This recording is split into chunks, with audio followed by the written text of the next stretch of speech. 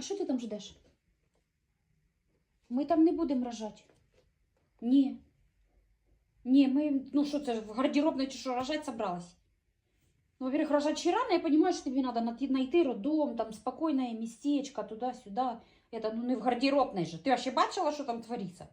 То даже там задохнуться можно, дети задохнутся. Ми там рожать не будемо. Уже вона на порозі. Угу.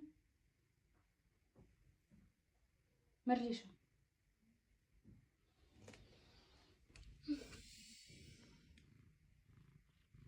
Та не переживай, все буде добре. Радім твоїх дітьов. Да, все нормально, мілкою закриємо в туалеті, буде в туалеті ждать дітьов.